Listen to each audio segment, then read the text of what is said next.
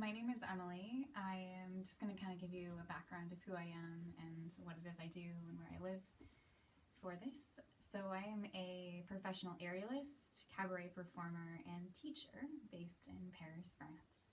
I create under the stage name Holly Bordeaux.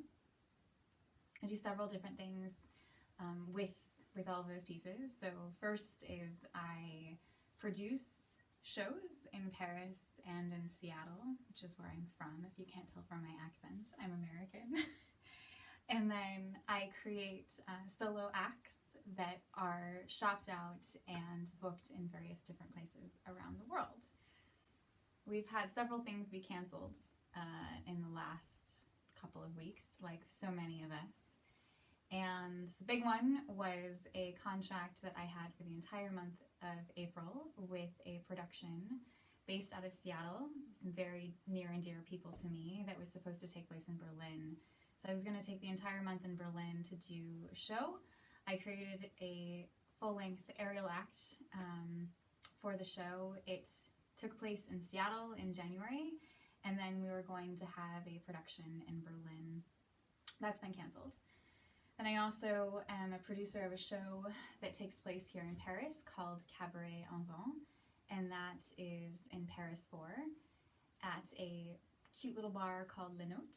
And I'm doing that collaboratively with two other artists that are also based here in Paris. It's kind of an immersive experience that I wanted to do for a long time, where I'm combining the two passions that I have in my life, and one is the art of cabaret and the other is wine. Those have been put on hold. We did have one show in February. Our show was scheduled to take place once a month for 3 months. Our March show and our April show have been canceled. Yeah, so a lot has changed. A lot has changed. It's kind of been a giant pause button. However, I think it is a pause button that we have all needed, and I know that I have needed, but didn't really realize that I needed.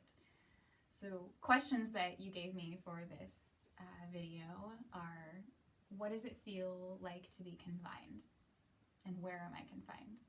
I live here in Paris, and I live in Paris 4 on the Ile Saint-Louis. I am the only poor person that lives on the Ile Saint-Louis. So most of my neighbors have all left or gone away to country homes that they have.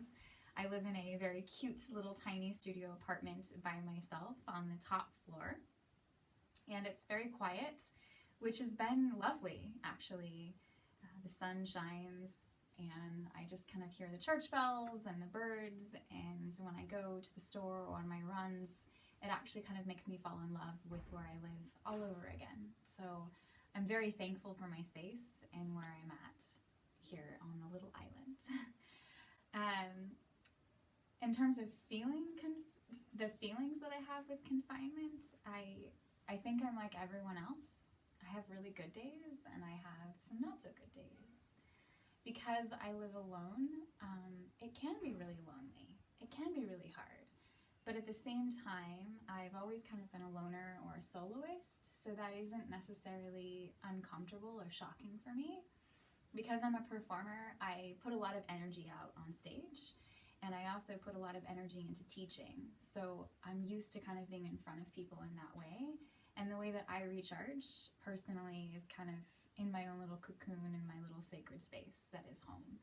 So I kind of am trying to approach this experience like that. It's just for a longer period of time, and it actually feels really good. I've had time to do some things that I've wanted to do for a long time, but have lacked the self-discipline, the time, or kind of gave myself excuses for, I guess. First is that I've really wanted to focus on mastering my French and make that a big priority. And now I have the time to do that. And the other is I've always wanted to learn a musical instrument. So that's what I'm doing. And it feels really good.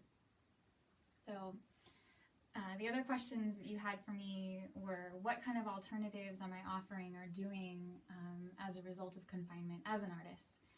So I'm actually launching and playing with a new platform called OnlyFans, and on that platform I'm releasing full-length videos of acts that I've created, and footage of those acts that I've never completely released, so that people can enjoy them online. And that feels good. It's nice to be sharing, and I like to share, so that feels really good. And I'm also kind of teaching online a little bit more now as well. So I'm creating different tutorials on that platform that are ranging in a variety of different interdisciplinary mediums that I love and that I want to share. So they're going to be things like costume making, burlesque striptease, how to get your splits, finding ways to move in a very small space. So because I am an aerialist, I'm a mover, and physicality is really important to me. So because I'm in a small space, I've had to find ways for myself to play and be more innovative. And as a result of that, it's kind of pushed me further to wanting to share and create tutorials for other people to do the same thing. I think connecting is really important for us right now, and connecting through the creative process is just going to be what heals us through this. So you can find information about what I'm doing on my OnlyFans page. You can also follow me on Instagram, and I'm going to share little teasers and things like that on my YouTube channel. If you have questions about anything, please feel free to reach out to me. And I just want to thank Corolla for inviting me to be a part of this video. It feels great to still continue to collaborate and to be together as creators, even when we are confined.